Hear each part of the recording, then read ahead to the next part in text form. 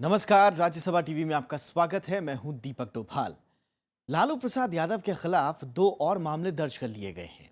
लालू प्रसाद यादव पर बीजेपी अध्यक्ष अमित शाह के खिलाफ आपत्तिजनक शब्द इस्तेमाल करने का इल्जाम है। साथ ही बीफ मामले पर दिए लालू के विवादास्पद बयान पर भी कोर्ट में अर्जी दायर की गई है। वहीं लालू के बेटों की उम्र को लेकर अब नया विवाद शुरू हो गया है। बीजेपी आरोप लगा रही है तो आरजेडी सफाई देने को मजबूर है। दूसरी ओर महागठबंधन को आज एक बड़ा झटका लगा। चुनाव से ऐन पहले जेडीयू के पूर्व सांसद रंजन यादव बीजेपी में शामिल हो गए। इसके साथ साथ आज बीजेपी, जेडीयू और आरजेडी की रैलियों का सिलसिला भी जारी रहा। आज ये भी आपको दिखाएंगे और उसके साथ ही आपको दिखाएंगे बिहार के एक ऐसे इलाके की कहानी जहां सरकारी बेरुखी के चलते किसान खेती छोड़ने को मजबूर हैं। लेकिन सबसे पहले एक नजर हेडलाइंस पर। लालू यादव के बेटों की उम्र को लेकर विवाद, विरोधियों के आरोप पर आरजेडी की सफाई, नियम के मुताबिक ही दिया हलफनामा। लालू प्रसाद यादव पर पटना में एफआईआर दर्ज, अमित शाह के खिलाफ आपत्तिजनक बयान देने का आरोप। बिहार में प्रचार अभियान तेज, अमित शाह और नितिन गडकरी की कई रैलियां, तो नीतीश कुमार ने भी की 5 जनसभाएं। और चुनाव से ऐन पहले पार्टी बदलने का सिलसिला तेज, जेडीयू छोड़ रंजन यादव बीजेपी में शामिल, रह चुके हैं लालू और नीतीश के करीबी।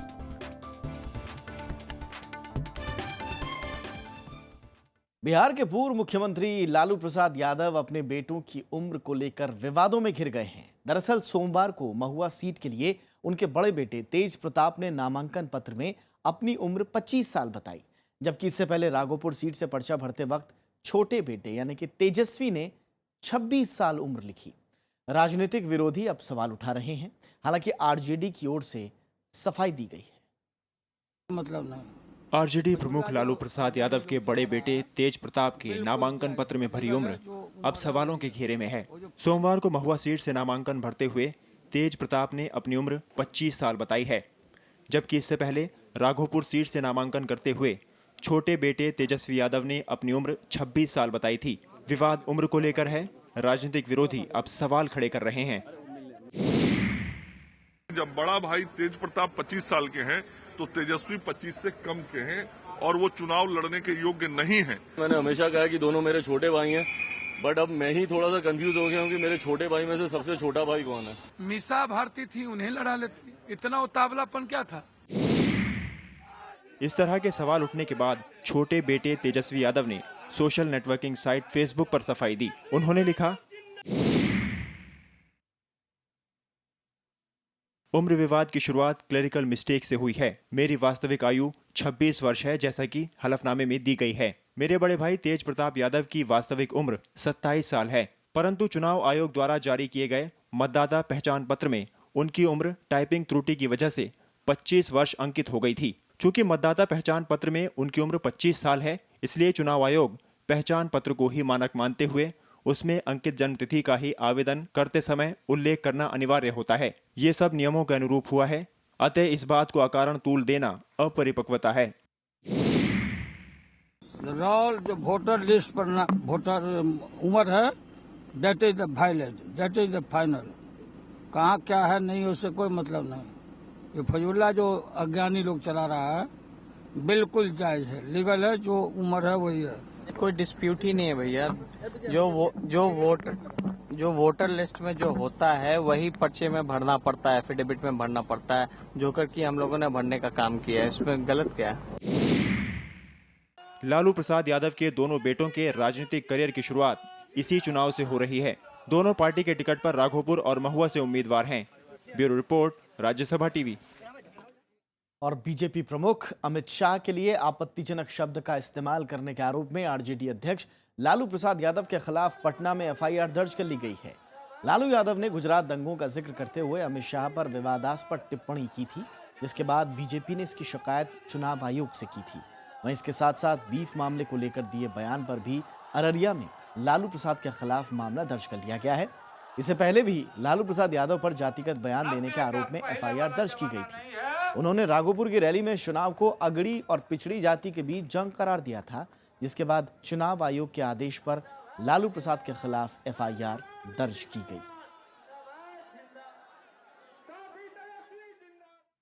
और बिहार के अरावल जिले में रैली करते हुए आरजेडी प्रमुख लालू प्रसाद यादव ने एक बार फिर से पिछड़ी जाति के लिए आरक्षण की बात कही है। लालू प्रसाद का कहना है कि अगर उनकी सरकार बनती है तो वो ठेकेदारी में 50 लाख रुपए तक का ठेका पिछड़ी जाति के लिए आरक्षित कर देंगे।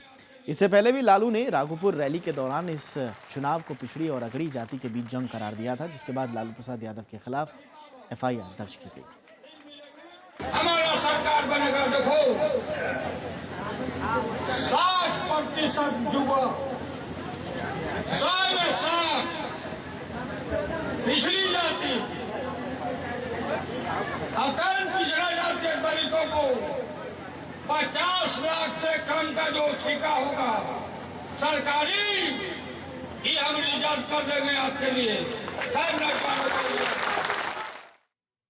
और चलिए इस वक्त सीधे चलते हैं पटना, जहां से हमारे साथ जुड़ चुके हैं वरिष्ठ पत्रकार कन्हैया भिलारी जी। कन्हैया जी, बहुत बहुत स्वागत है आपका। मैं लालू प्रसाद के इर्द गिर्द ही सवाल पूछूंगा आज आपसे।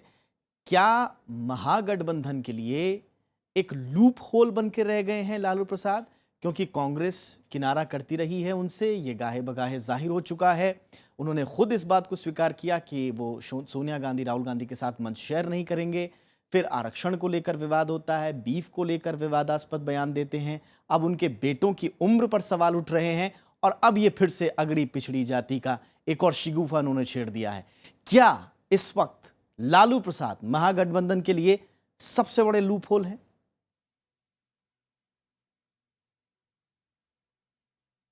मैं ऐसा नहीं मानता हूं जी।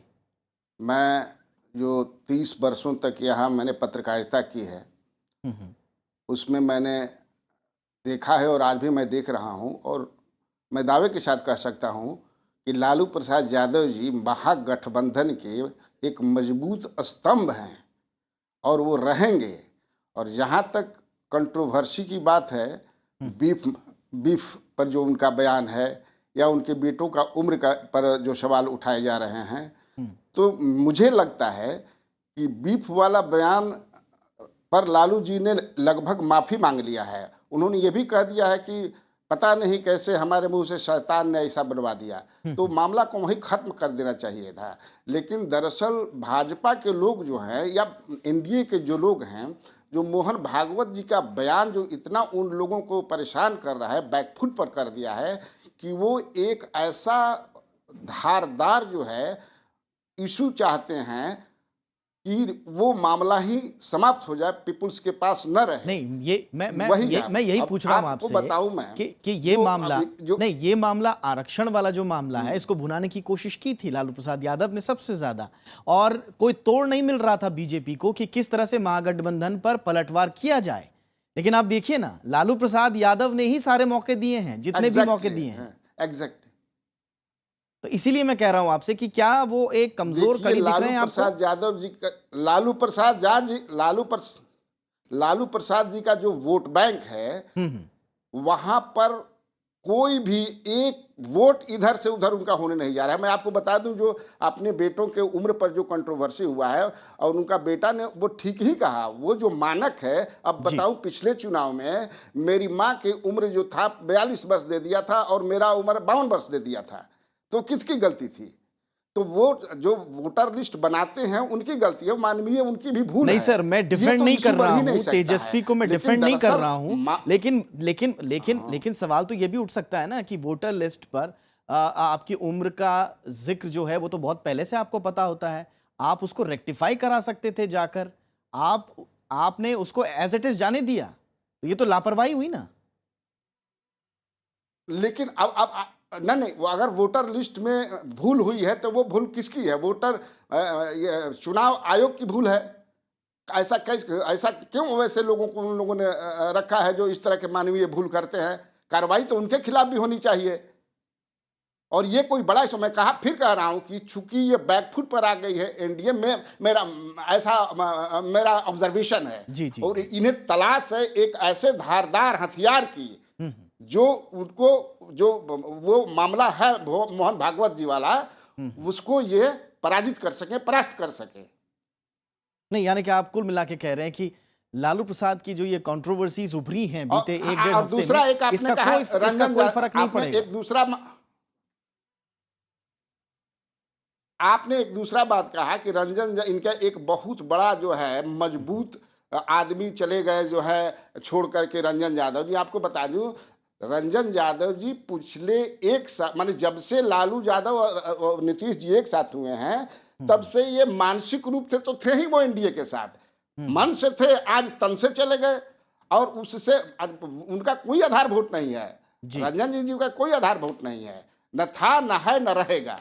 वोट जो है यहाँ पर देखिए लालू प्रसाद यादव और महागठबंधन के साथ वोट है आधा, और जितना भी हो आधा से ज्यादा हो, और एनडीए के साथ हो, बाकी यहाँ किसी का नहीं है। लड़ाई एकदम बिल्कुल कांटे की है, नेक टू नेक है और अंत में बाजी कौन मार ले जाता है ये देखने वाली बात होगी। बहुत बहुत शुक्रिया कन्हैया जी हमसे बातचीत करने के लिए और वक्त निकालने के लिए। आगे बढ़ते हैं। पहले दौर के मतदान में अब महज एक हफ्ता बचा है। ऐसे में बीजेपी ने प्रदेश में प्रचार अभियान तेज कर दिया है। आज पार्टी अध्यक्ष अमित शाह, केंद्रीय मंत्री नितिन गडकरी सहित कई नेताओं ने अलग अलग जिलों में रैली की। बीजेपी ने जहां एक तरफ महागठबंधन पर निशाना साधा, वहीं सूबे की जनता को ये भरोसा भी देती नजर आई कि अगर एनडीए की सरकार बनती है तो प्रदेश का काया पलट हो जाएगा। भारतीय जनता पार्टी आरक्षण की समर्थक है, उस पर कोई पुनः विचार नहीं होगा। ये भारतीय जनता पार्टी का संकल्प। बिहार के समस्तीपुर में बीजेपी अध्यक्ष अमित शाह ने विपक्ष के आरोपों को खारिज किया कि बीजेपी आरक्षण के खिलाफ है। उन्होंने कहा कि प्रदेश की जनता जिस बुनियादी सुविधाओं की आस में है वो बीजेपी ही मुहैया करा सकती है। उन्होंने स्पेशल पैकेज का जिक्र करते हुए कहा कि नरेंद्र मोदी यहां के विकास के लिए जी तोड़ मेहनत कर रहे हैं। आज तक सोनिया मनमोहन की सरकार ने नहीं दिया था, लालू यादव की सरकार ने नहीं दिया था, आप नहीं ला पाए। वो बिहार की जनता का अधिकार मोदी जी प्रणाम कर बिहार की जनता को देने के लिए आए। औरंगाबाद में केंद्रीय मंत्री नितिन गडकरी ने अपनी रैली में नीतीश कुमार और लालू यादव पर प्रदेश की जनता को गुमराह करने का आरोप लगाया। उन्होंने आरजेडी, जेडीयू और कांग्रेस को भाई भतीजावाद फैलाने वाला करार दिया। लोहिया जी ने कभी अपने बेटे को, अपने बेटियों को टिकट नहीं दिलाया, कभी रिश्तेदारों को टिकट नहीं दिए, तो समाजवाद के विचार के आधार पर इस देश के भविष्य के लिए उनने कार्य किया। यहां तो पत्नी को टिकट दो, दो बेटे को टिकट दो, बेटी को टिकट दो, अपने गांव में सभी रिश्तेदारों को टिकट दो। दोनों नेताओं ने कहा कि सत्ता में आने पर एनडीए बिहार की तस्वीर बदल देगी। दूसरी तरफ पटना में प्रेस कॉन्फ्रेंस कर बीजेपी ने कहा कि प्रदेश की तरक्की के लिए ठोस योजनाएं बनाई जा रही हैं। सुशासन और विकास के मुख्य धारा में लाने का एक ब्लूप्रिंट बनाई है और उसके बारे में बिहार के आम जनता के साथ हम संवाद में लगे हुए हैं। बीजेपी ने महागठबंधन पर जातिवाद फैलाने का आरोप लगाया और कहा कि अगर नीतीश लालू की सरकार बनती है तो प्रदेश में लंबे समय तक विकास की दस्तक सुनाई नहीं देगी। Bureau report, Rajya Sabha TV. Bihar चुनाव में दल बदलने का सिलसिला भी जारी है। इसी कड़ी में महागठबंधन को एक और झटका लगा है। पाटलिपुत्र से जेडीयू के पूर्व सांसद और 90 के दशक में लालू प्रसाद यादव के खास माने जाने वाले रंजन प्रसाद यादव बीजेपी में शामिल हो गए हैं। 70 वर्ष के रंजन प्रसाद आरजेडी से 2 बार राज्यसभा सांसद, जबकि 15वीं लोकसभा में पाटलिपुत्र से जेडीयू का नेतृत्व कर चुके हैं। बिहार चुनाव में प्रचार जोरों पर है। मुख्यमंत्री नीतीश कुमार ने भी आज कई रैलियों को संबोधित किया। उन्होंने प्रधानमंत्री के बयान का पलटवार किया, तो वहीं जंगल राज के आरोपों पर भी केंद्र सरकार की तीखी आलोचना की। कोल्ड स्टोरेज में डाल दिया, मार्गदर्शक मंडल बना के। मुरली मनोहर जोशी जी का भी वही हाल किया। तो ये अपने बुजुर्गों का तो सम्मान नहीं करते हैं, हमको कहता है अहंकार। और तो बिहार के मुख्यमंत्री का ये पलटवार प्रधानमंत्री नरेंद्र मोदी के आरोपों पर था। हम अहंकारी हैं। गया के टिकरी में चुनाव रैली में नीतीश कुमार ने केंद्र सरकार पर जमकर निशाना साधा। हम बिहार में पैदा हुए हैं, इस मिट्टी से पैदा हुए, हमारा डीएनए गड़बड़ है। अरे हम लोगों का इतिहास गौरवशाली है। 2014 का जो आंकड़ा प्रकाशित है उसके मुताबिक अपराध के दर में 1 लाख की आबादी पर जो अपराध होते हैं उस हिसाब से बिहार का नंबर अपराध के मामलों में 22वां है। और मालूम है पहला नंबर किसका? पहला नंबर दिल्ली। केंद्र सरकार के नाक के नीचे देश में सबसे ज्यादा अपराध हो रहा है। भूमि अधिग्रहण बिल और आरक्षण के मुद्दे पर भी नीतीश कुमार ने बीजेपी और आरएसएस की तीखी आलोचना की। इनके गुरु हैं आरएसएस के लोग। आरएसएस ने कहा आरक्षण की समीक्षा होगी, मतलब साफ है, जो दलितों को, आदिवासियों को, पिछड़ों को आरक्षण का हक मिला है, अगर बीजेपी को ताकत मिलेगी तो उस आरक्षण की समीक्षा करके उसको समाप्त करेंगे। जमीन छीनने का कानून इन्होंने लाया, बिहार के चुनाव के डर से उसको वापस ले लिया। इसके साथ साथ नीतीश कुमार ने गरीबों को उच्च शिक्षा और रोजगार देने के भी कई वादे किए, ताकि वो आगे रोजगार तलाश सके। नीतीश कुमार ने मंगलवार को भागलपुर, रजौली और नवादा में कई जनसभाओं को संबोधित किया। Bureau report, Rajya Sabha TV. Bihar Congress media प्रभारी चंदन यादव ने कहा है कि कांग्रेस सत्ता की नहीं बल्कि विचारों की राजनीति करती है। राज्यसभा टीवी संवाददाता नीलू व्यास ने उनसे कांग्रेस और महागठबंधन के समीकरणों पर खास बातचीत की।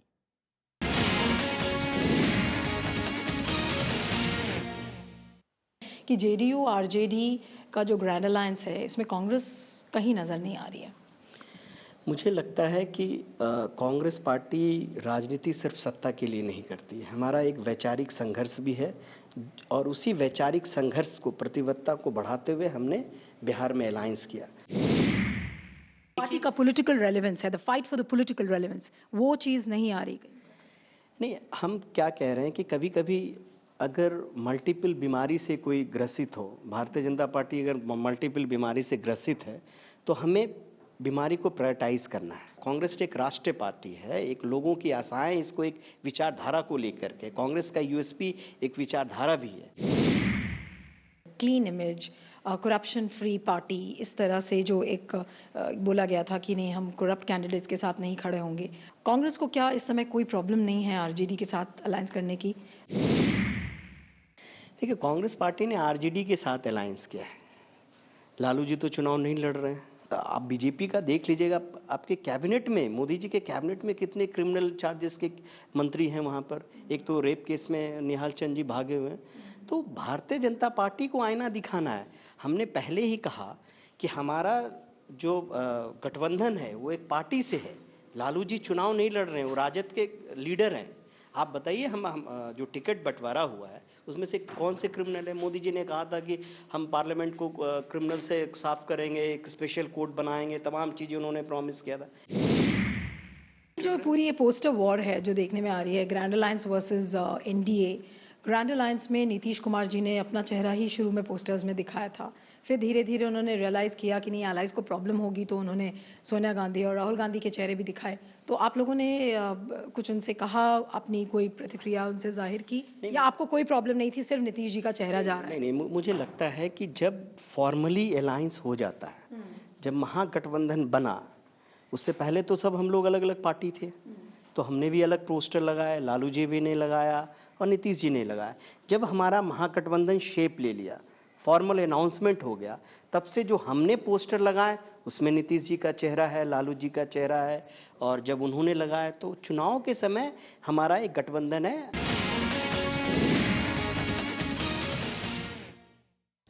बिहार का हाजीपुर इलाका केले की फसल के लिए मशहूर है, लेकिन केला उत्पादक सरकार की बेरुखी से नाराज हैं। सरकारी सहायता और प्रोत्साहन नहीं मिलने की वजह से किसान केले की खेती छोड़ने को मजबूर हैं।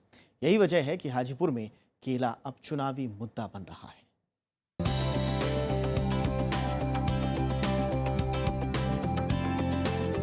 पटना से हाजीपुर के रास्ते में गंगा नदी के पुल से केले के खेतों का नजारा साफ दिखता है। जहां तक नजर जाती है, केले ही केले की फसल नजर आती है।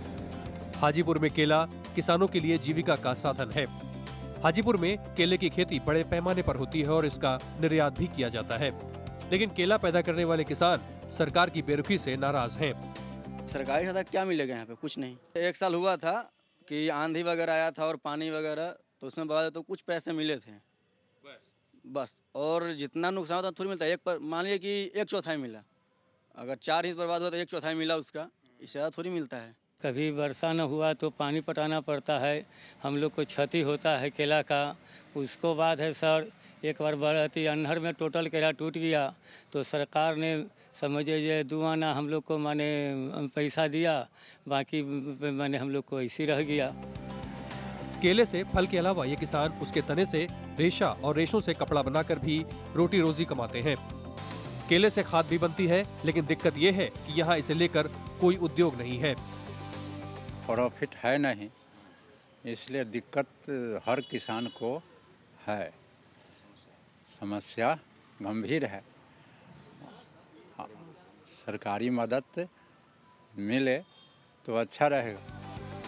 हाजीपुर में केले की खेती खूब होती है, लेकिन यहाँ के किसान सरकारी मदद की उम्मीद करते हैं। यही वजह है कि हाजीपुर में केला चुनावी मुद्दा नजर आ रहा है। हाजीपुर के किसान के लिए केला सिर्फ एक फल नहीं है, बल्कि यहाँ की अर्थव्यवस्था की रीढ़ है। ये न केवल उसकी आय का स्रोत है, बल्कि यहाँ की पहचान के रूप में भी केले को जाना जाता है। लेकिन यहाँ का किसान अब केले की खेती से दूर हो रहा है, क्योंकि अब उसमें कमाई का वो पहले वाला साधन नहीं रहा। और दूसरी बात, सरकार की तरफ से भी किसी तरह की सहायता न मिल जाने के कारण अब किसान केले की खेती छोड़कर वैकल्पिक व्यवस्था की तलाश कर रहा है। सरकार को जरूरत है कि यहाँ के किसानों की मदद करे, ताकि ये लोग परंपरागत तौर पर उगाए जाने वाले केले को आगे बढ़ा सकें। हाजीपुर से प्रेम सिंह के साथ रविंद्र सिंह शोराण, राज्यसभा टीवी। गया जिले की 10 विधानसभा सीटों में से एक अहम सीट है बाराचट्टी। आरक्षित सीट बाराचट्टी पर इस बार एनडीए और महागठबंधन की 2 महिला प्रत्याशियों के बीच कांटे की टक्कर है। महागठबंधन की उम्मीदवार समता देवी और एनडीए के सुधा देवी वोटरों को लुभाने के लिए एड़ी चोटी का जोर लगा रही हैं। जाते जाते आपको छोड़ जाते हैं बाराचट्टी के चुनावी समीकरणों और यहाँ के स्थानीय मुद्दों के साथ। नमस्कार।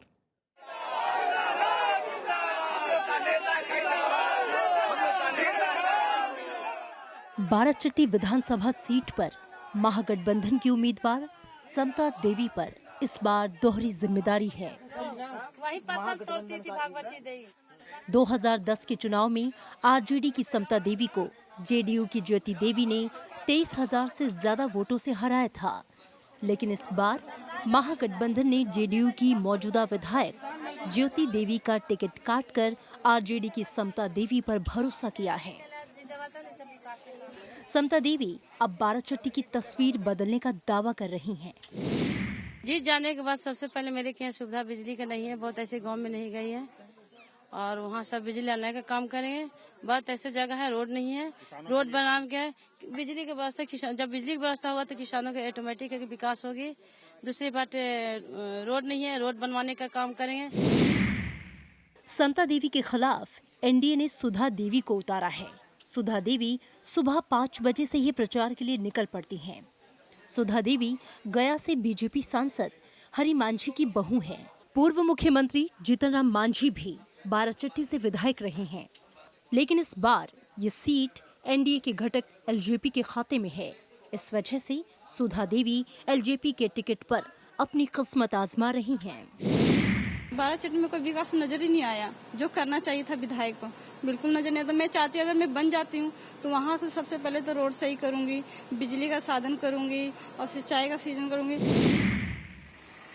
बाराचट्टी का इलाका पशु बाजार के लिए मशहूर है। यहाँ मंगलवार को पशु पक्षियों का बाजार लगता है, जहाँ सैकड़ों लोग पशु पक्षियों को खरीदने बेचने आते हैं। लेकिन बुनियादी सुविधाओं की कमी से लोगों का जीवन दुश्वारियों से भरा है। इस चुनाव में सड़क, बिजली, पानी के साथ शिक्षा और स्वास्थ्य बड़ा मुद्दा है। हमारा पूरा क्षेत्र जितना है, हम लोग का पहाड़ी क्षेत्र है मैडम, पीने के लिए पानी नहीं। 250-300 फीट पानी हमारे यहाँ बोरिंग होता है, लेकिन पानी नहीं निकलता। हमारे यहाँ सबसे दिक्कत पानी और रोड नहीं।